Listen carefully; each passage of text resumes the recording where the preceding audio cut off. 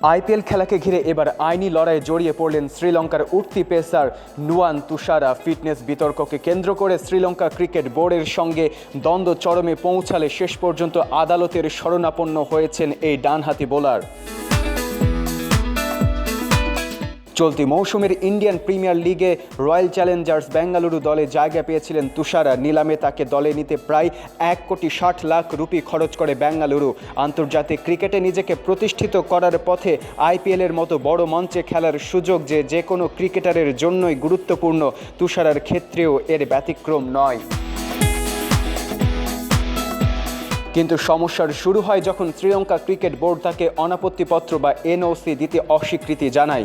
বোর্ডের দাবি ফিটনেস পরীক্ষায় উত্তীর্ণ হতে পারেননি তুষারা, তাই তাকে বিদেশি লিগে খেলার অনুমতি দেওয়া সম্ভব নয়।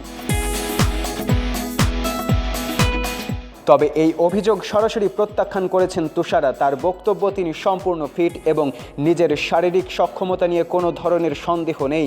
ক্যারিয়ারের শুরু থেকে এখন পর্যন্ত একই ধরনের ফিটনেস বজায় রেখেছেন বলেও দাবি করেন তিনি। এমনকি আগে একই শারীরিক অবস্থায় বোর্ড থেকে ছাড়পত্র পেয়েছেন, তাই এবার হঠাৎ করে তাকে বাধা দেওয়াকে তিনি অন্যায় বলে মনে করছেন।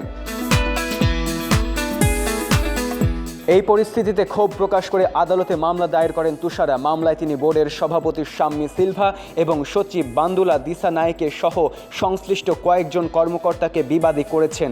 গত বৃহস্পতিবার আদালত মামলাটি গ্রহণ করেছে এবং আগামী 9 এপ্রিল পরবর্তী শুনানির দিন নির্ধারণ করেছে। এদিকে সময় কিন্তু থেমে নেই। আইপিএলের ম্যাচ ইতিমধ্যেই শুরু হয়ে গেছে এবং প্রতিটি দল ব্যস্ত নিজেদের পারফরমেন্স নিয়ে। অথচ এমন একটি গুরুত্বপূর্ণ সময়ে দলে থেকেও মাঠের বাইরে থাকতে হচ্ছে তুষারাকে।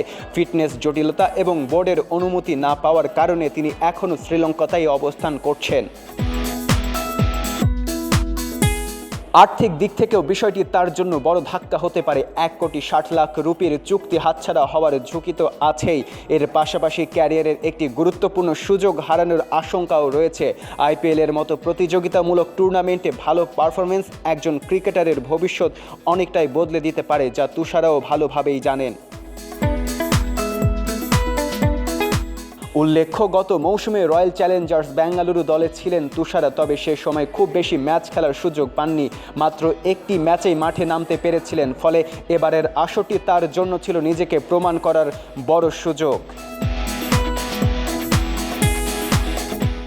আরও একটি গুরুত্বপূর্ণ দিক হলো, তুষারা জানিয়েছেন যে বোর্ডের সঙ্গে তার চুক্তির মেয়াদ গত 31 মার্চ শেষ হওয়ার কথা এবং তিনি ইতিমধ্যে আন্তর্জাতিক ক্রিকেট থেকে সরে দাঁড়ানোর পাশাপাশি নতুন চুক্তি না করার সিদ্ধান্ত বোর্ডকে জানিয়েছেন। এই প্রেক্ষাপটে বোর্ডের বাধা দেওয়াকে তিনি আরও অযৌক্তিক বলে মনে করছেন।